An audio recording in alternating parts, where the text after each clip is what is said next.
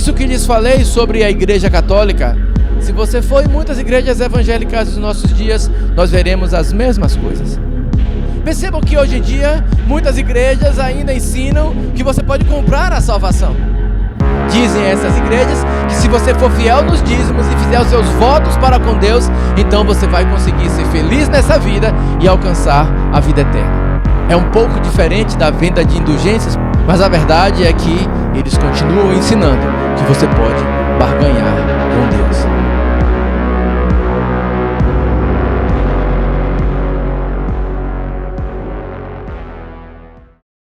Irmãos, no mês de outubro nós comemoramos a Reforma Protestante.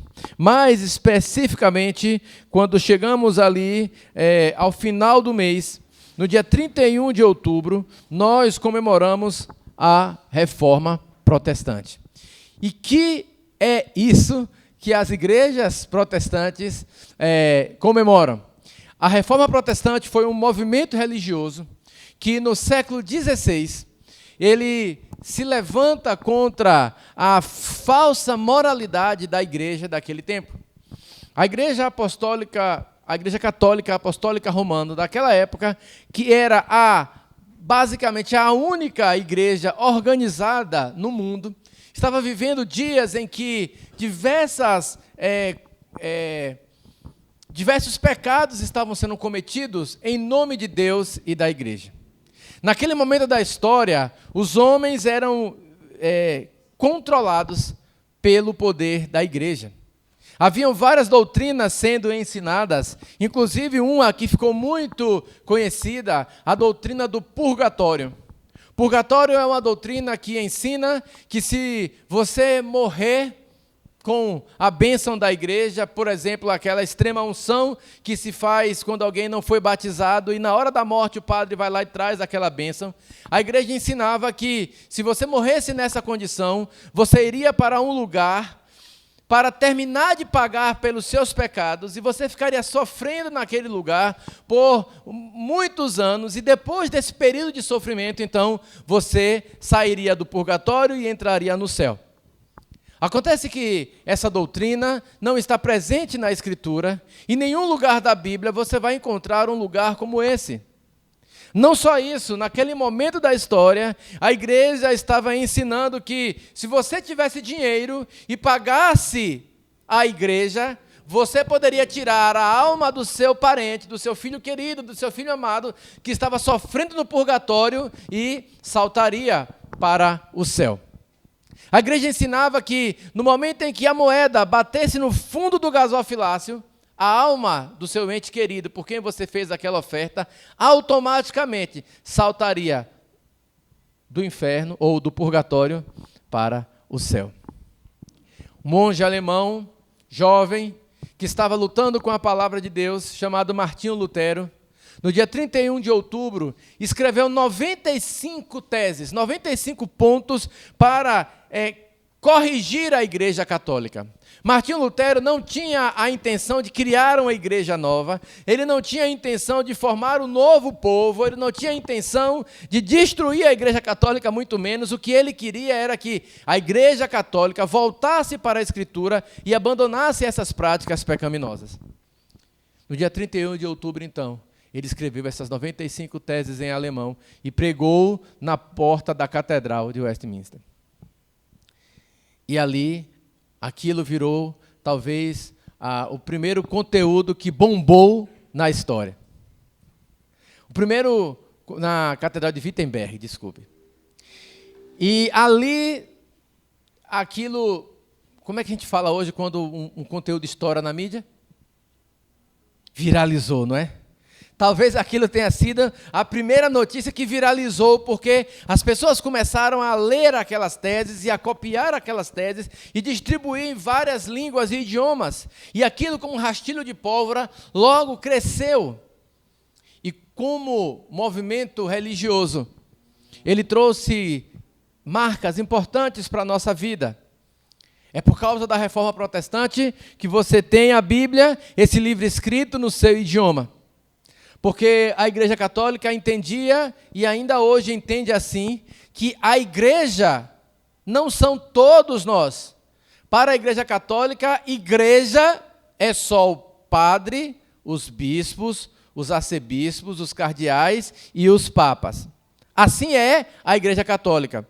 Porém, irmãos, vejam, esse momento da história ficou marcado e muito marcado por esse aspecto de que a Escritura precisava voltar ao centro das coisas. E precisávamos abandonar as coisas erradas que a igreja fazia para começar a praticar as coisas certas. Mas notem, queridos, isso que lhes falei sobre a Igreja Católica, se você for em muitas igrejas evangélicas dos nossos dias, nós veremos as mesmas coisas.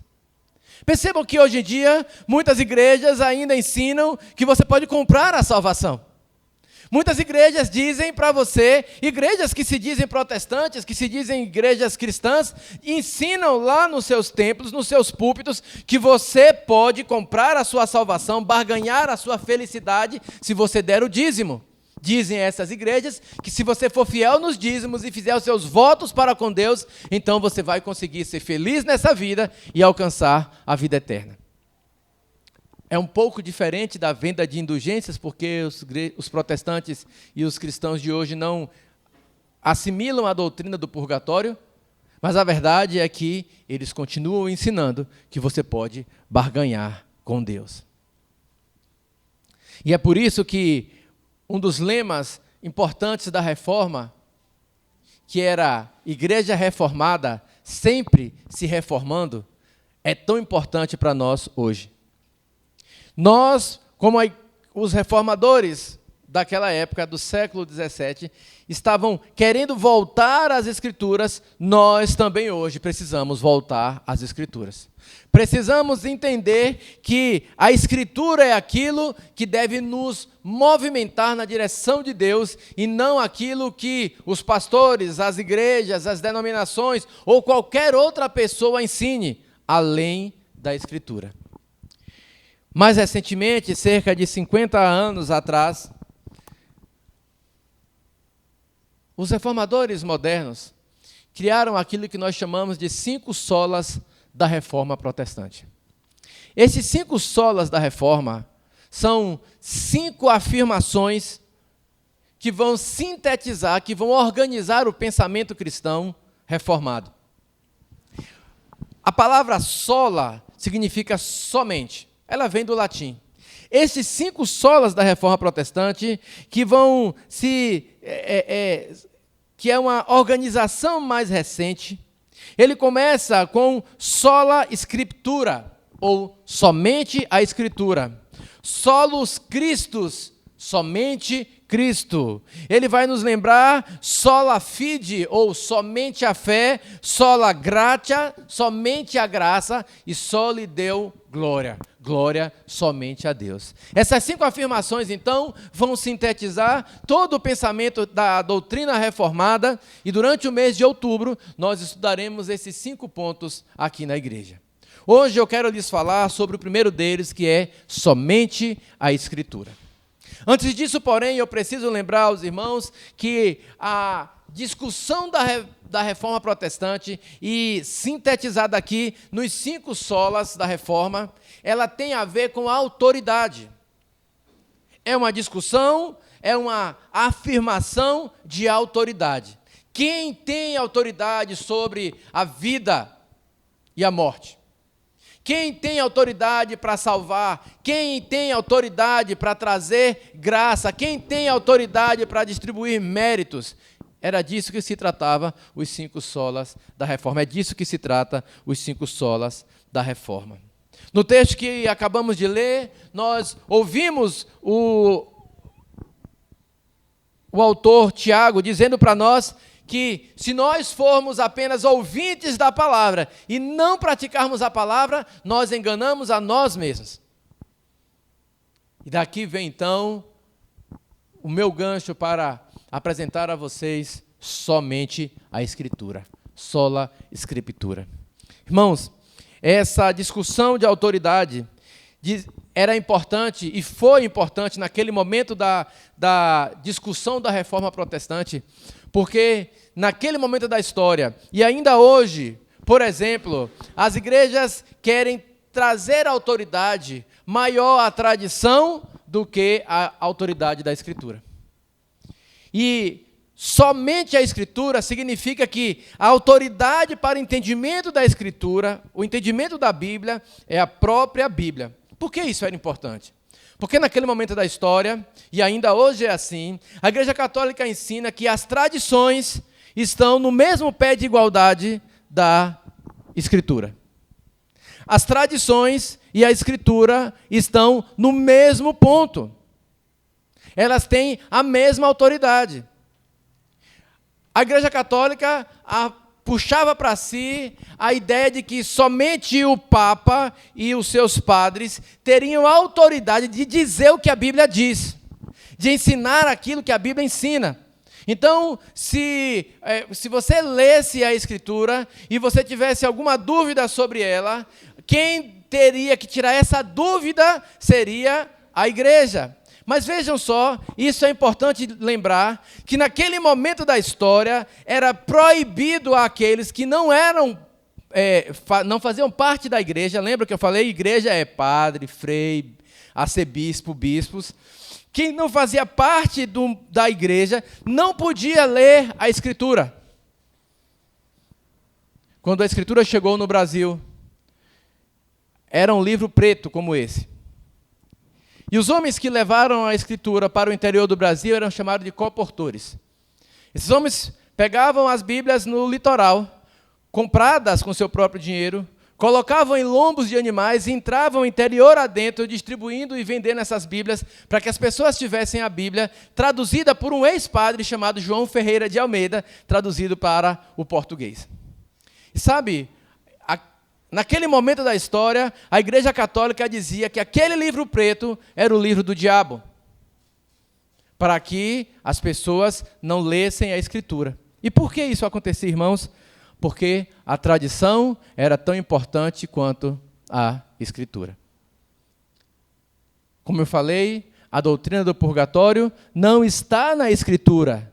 E se a doutrina do purgatório não está na Escritura, nem você, nem eu, nem nenhum homem do mundo deve crer nessa doutrina.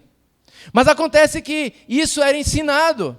E as pessoas acreditavam naquilo e elas não tinham a Bíblia para poder ler e conferir se aquilo que estava sendo ensinado era verdade. Agora, irmãos, me digam, hoje nos púlpitos há muitos pastores que estão ensinando mentiras.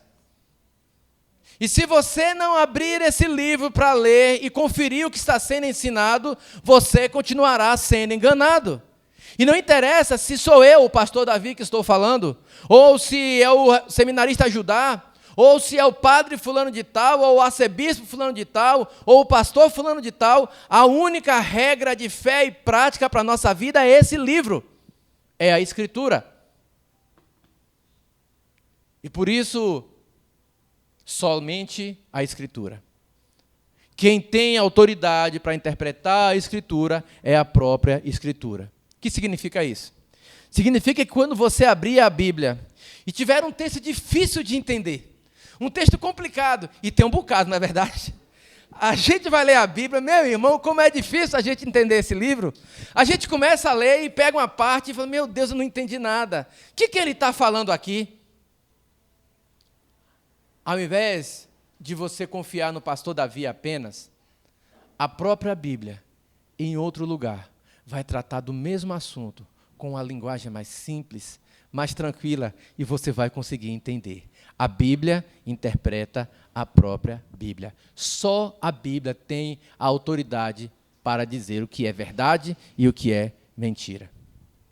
Mas, pastor Davi, se isso é verdade, por que a gente tem 200 tipos de igreja? E eu estou sendo modesto aqui, né? Porque se eu contar de verdade, eu vou dizer que a gente tem 1 milhão de igrejas diferentes aqui, só no bairro aqui que a gente tem. Se você andar em todas as esquinas aqui, vão ter igrejas diferentes, com doutrinas diferentes. Por que, irmãos, então, temos tantas pessoas com tantas doutrinas diferentes?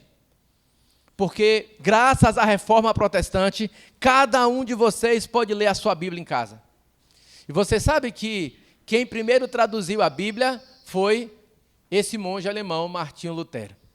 Ele tirou a Bíblia do latim, que era uma língua que só os padres entendiam. Imagine, então, eu chegar aqui na igreja e tentando pregar para vocês esse sermão que eu estou pregando para vocês, de costa para vocês, pregando em latim. O que vocês iam entender?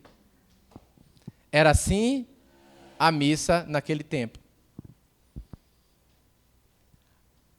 A missa era pregada em latim, as pessoas não sabiam latim, e era pregada de costa para o povo. As músicas que eram cantadas eram sem palavras, sem letras, eram só melodias. Melismas tão belos que nós conhecemos e nós gostamos. Ouvir aquele som angelical, era a missa. Era muito bonita, era um ritual. Irmãos, eu não sei quantos de vocês já viram uma missa acontecendo, mas é um ritual bonito. Os irmãos presbiterianos me perdoem, mas a missa é um ritual bonito. Mas não basta ser bonito. Ele tem que ser inteligível. Ele tem que ser. Eu preciso entender aquilo que eu estou ouvindo, aquilo que eu estou cantando, aquilo que eu estou falando, e preciso entender o que o pastor está falando, ou o que o padre esteja falando, ou quem quer que esteja pregando aqui à frente. Eu preciso entender o que ele está dizendo. E naquele momento da história, isso não acontecia. Hoje, então, se você for em muitas igrejas, infelizmente, acontece o mesmo fenômeno.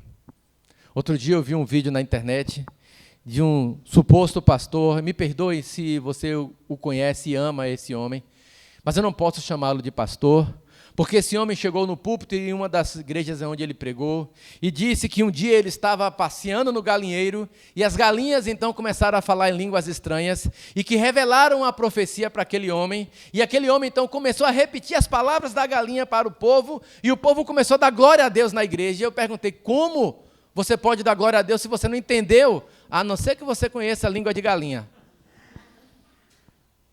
Irmãos, eu não estou criticando os irmãos pentecostais que têm a crença no dom de línguas. Não é esse o ponto aqui. O ponto aqui é que as pessoas têm se valido dessa crença e inventado. E agora você tem pessoas que falam em línguas com sotaque inglês. E isso tem virado um verdadeiro show dentro das igrejas. E você precisa entender que se você não entende, você não pode dizer amém, nem dar glória a Deus. Se eu pregar, se eu orar, e você não entender, não diga amém, nem glória a Deus. Amém significa que assim seja. Amém significa que eu concordo com o que ele orou. Amém significa que Deus faça isso que ele acabou de pedir. Agora, se você não entender o que eu pedi, você vai ter que confiar em mim para dizer amém. E eu sugiro a você que você não faça isso. Daí eu volto para o nosso texto. Depois de fazer todo esse arrazoado sobre a reforma protestante, a importância disso aí.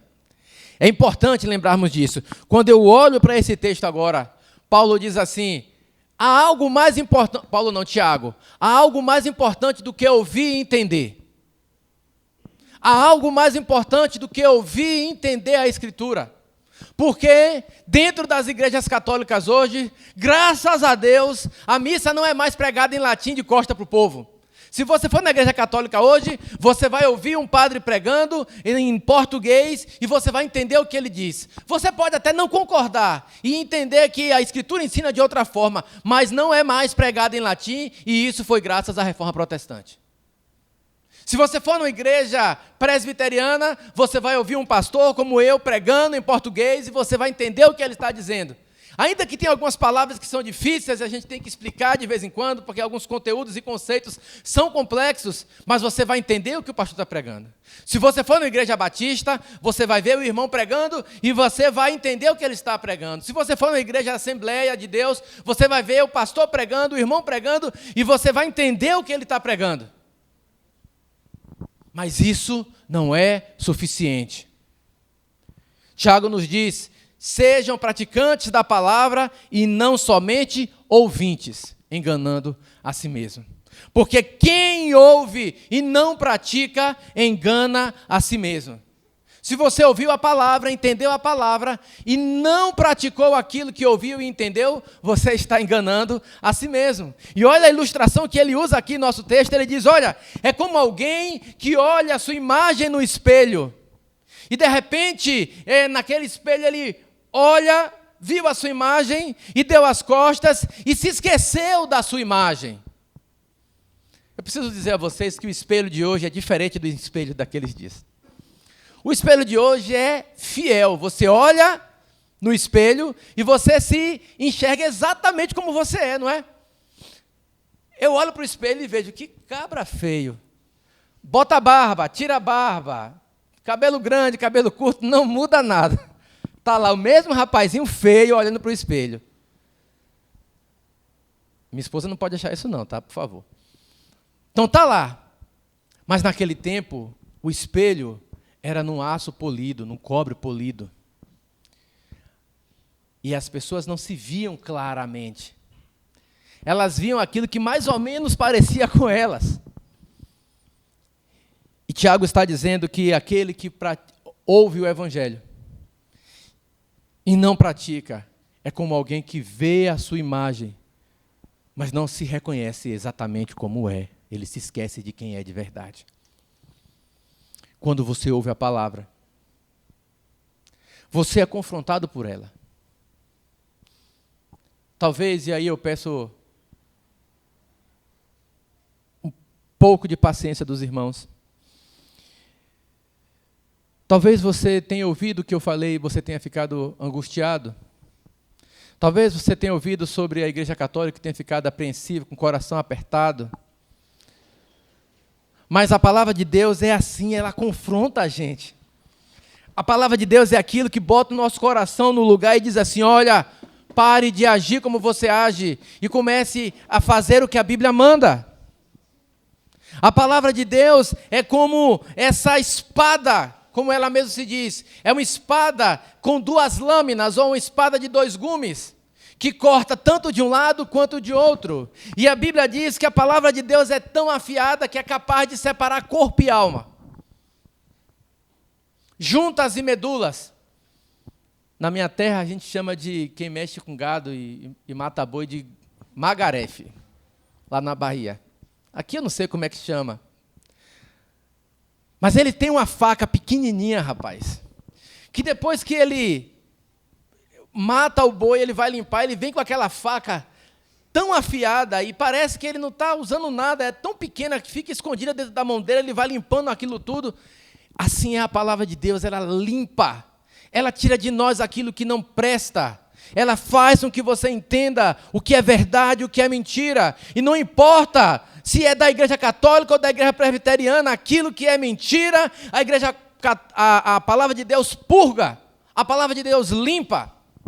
Não importa se você crê ou não crê na igreja A ou na igreja B, quando você lê a Escritura então vai confrontar você. E a Escritura vai dizer, pare de pecar. A Escritura vai dizer, pare de idolatria, pare de beber, pare de fumar, pare de enganar a sua esposa, pare de enganar o seu esposo, pare de adulterar, pare de mentir, pare de orgias, venha para a igreja, a Escritura vai ensinar e vai confrontar a cada um de nós com a verdade. E quando eu ouço a Escritura e não pratico, veja o que diz o texto no versículo 25. Mas aquele que atenta bem para a lei perfeita, lei da liberdade, e nela persevera, não sendo ouvinte, que logo se esquece, mas operoso praticante, esse será bem-aventurado no que faz. Se bem-aventurado naquilo que faz é aquele que ouve e pratica a lei, aquele que ouve e não pratica, não é bem-aventurado naquilo que faz. Bem-aventurado, irmão, significa feliz, alegre. Aqueles que ouvem a palavra e não a praticam, não é alegre naquilo que faz. E agora eu convido você a examinar o seu próprio coração. Examine a sua vida. Preste atenção na maneira como você tem vivido.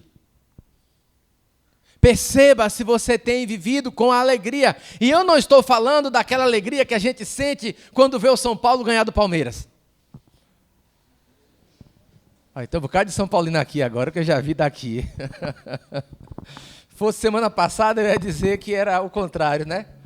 Mas vejam só, eu não estou falando desse tipo de alegria.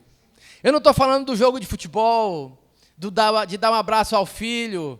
Eu não estou falando do abraço da mulher amada. Não é desse tipo de alegria que eu estou falando. Eu estou falando de um tipo de alegria que mesmo diante das dificuldades, você não perde. Eu estou falando da alegria, da paz que Cristo dá ao homem. Essa é a alegria que a palavra nos traz. E quantas vezes você está trabalhando honestamente, duramente, acorda cedo, dorme tarde, faz todo o seu trabalho com afinco e mesmo assim consegue comprar aquilo que você sempre sonhava.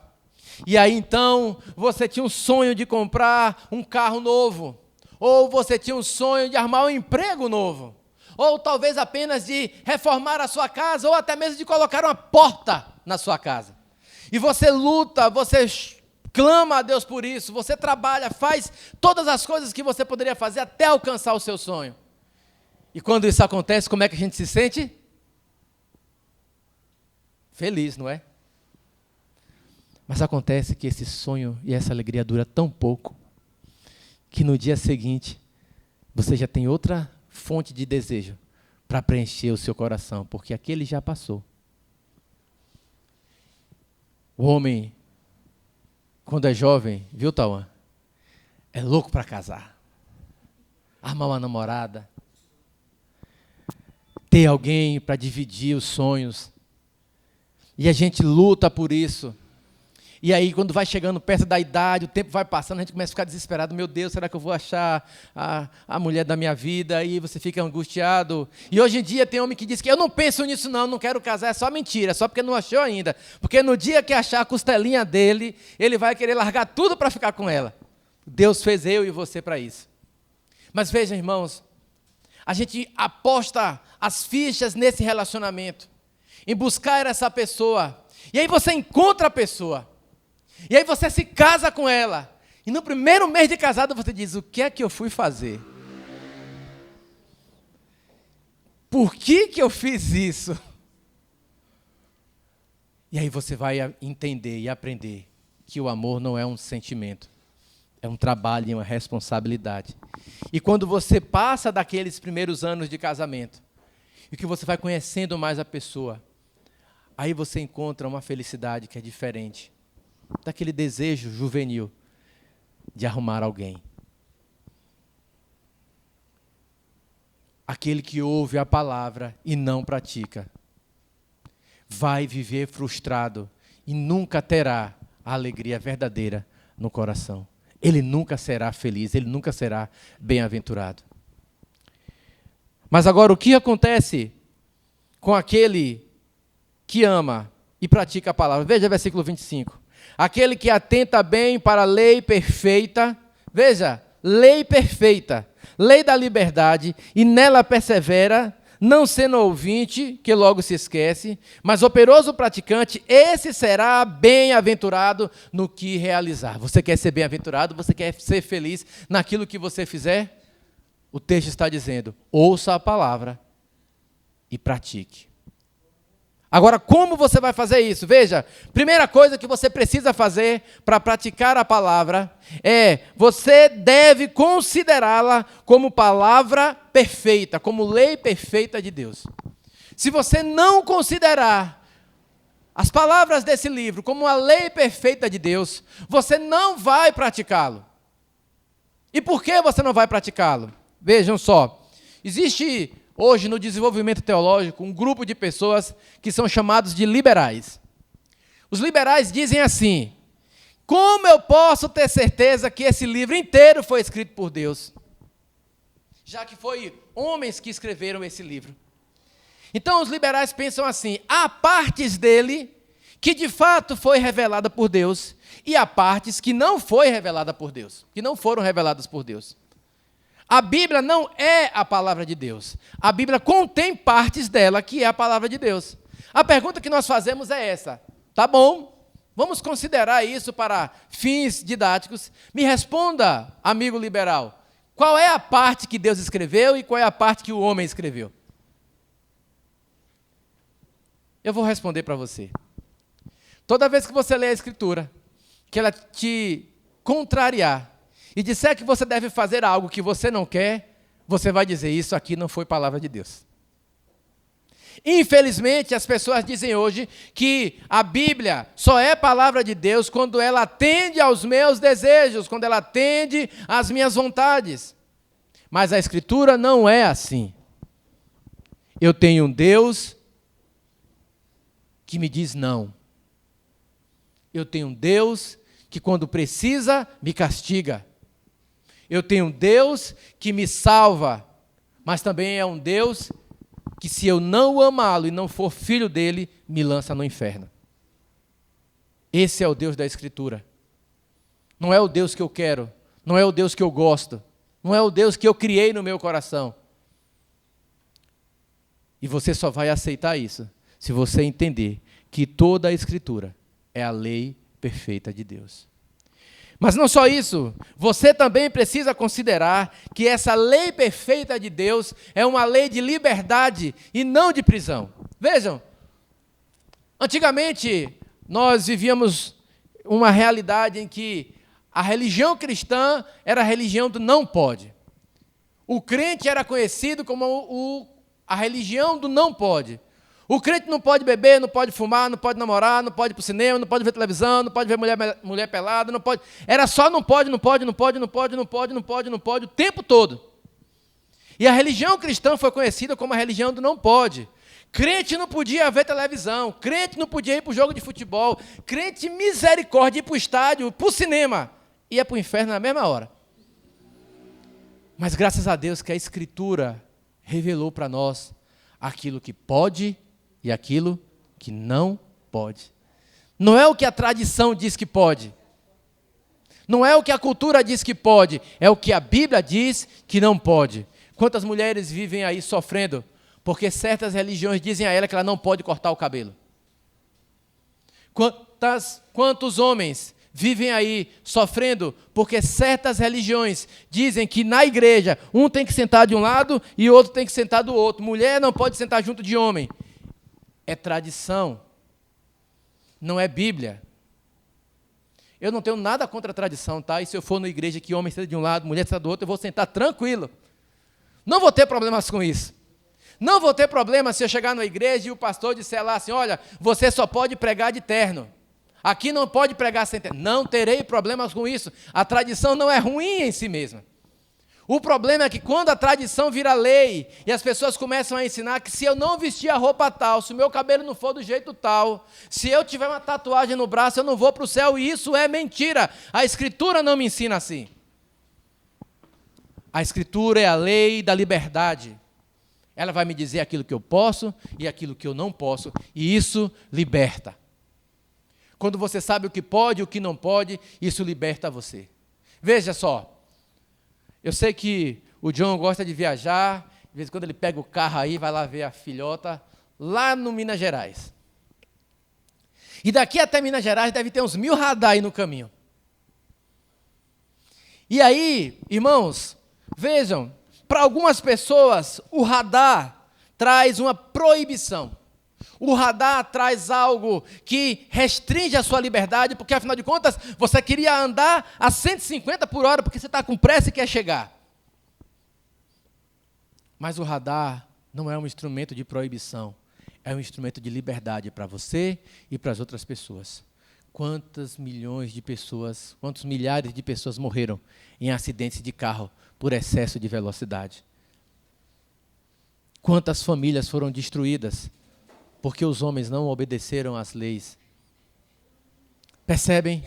A lei não restringe a nossa liberdade.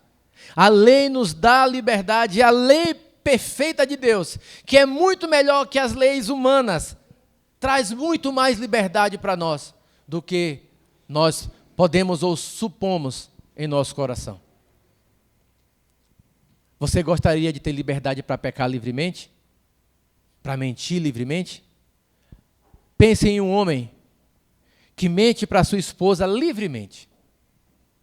Pense em um homem que engana a sua esposa, que tem muitas amantes na rua, e ele age livremente no seu coração, achando que está livre. Perceba, eu conheci um homem assim.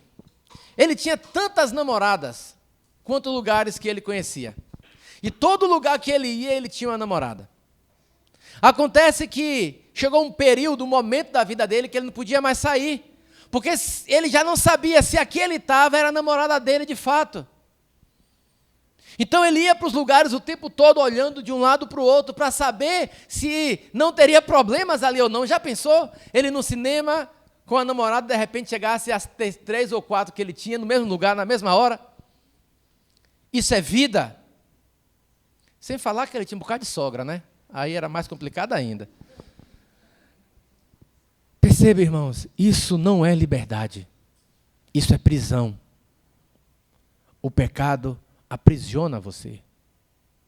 E todo aquele que vive debaixo do pecado vive aprisionado. Você precisa entender que essa é a lei perfeita de Deus. Você precisa entender que essa lei perfeita é a lei de liberdade. Mas olhe o que nos diz o final do versículo. Mas o operoso praticante. Aqui o texto grego vai nos ajudar a entender melhor isso aqui. O texto grego aqui é aquele que trabalha com esforço. Eu preciso me esforçar para cumprir a palavra. Eu preciso ter dedicação nisso. Eu não posso apenas, irmãos, achar que ouvi e vou praticar tranquilamente porque o nosso coração é mau. Você já tentou cumprir a Bíblia? Eu sei. Você já tentou fazer o que é certo? E você viu como isso é difícil, não é? Não é fácil. Porque vivemos num mundo caído, onde as pessoas ao nosso redor não querem que você cumpra a Escritura. O sistema é feito para que você não obedeça à palavra de Deus.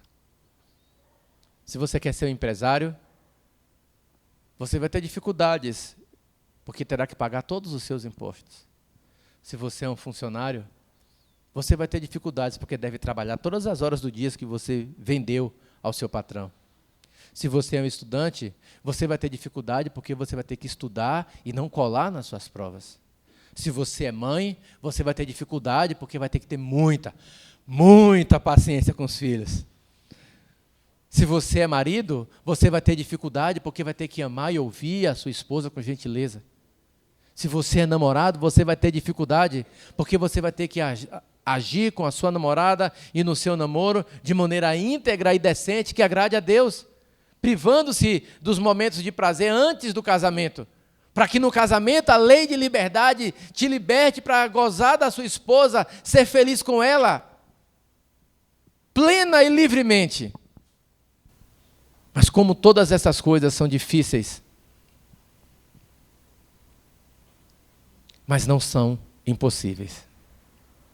O Senhor Jesus, Ele prometeu que estaria conosco. E ainda que você não consiga cumprir toda a lei, se você ama o Senhor Jesus Cristo, Ele cumpriu a lei no seu lugar. Eu sei que agora você pode estar pensando assim, estou dentro d'água. Eu não consigo fazer nada disso aí que o pastor falou. O pastor falou a noite toda, me criticou na hora que ele entrou, agora que ele vai sair daí do púlpito. E então o que vai acontecer comigo? Meu Deus, eu vou para o inferno. Jesus Cristo cumpriu a lei no seu lugar. Aquilo que é impossível para você, é possível para Ele. E a única coisa que Cristo pede de você é que você aceite o sacrifício que Ele fez naquela cruz, como pagamento dos seus pecados. Essa é a única coisa que pode salvar você, porque nem eu nem você seremos praticantes da palavra como Ele foi. Ele é o único que conseguiu e que pratica a palavra fielmente, todos os dias. Porque agora mesmo, Ele está sentado à direita do Pai, intercedendo por mim e por você. Você quer ser um verdadeiro praticante? Aceite o Senhor Jesus Cristo como seu único e suficiente Salvador. E a graça dele alcançará o seu coração.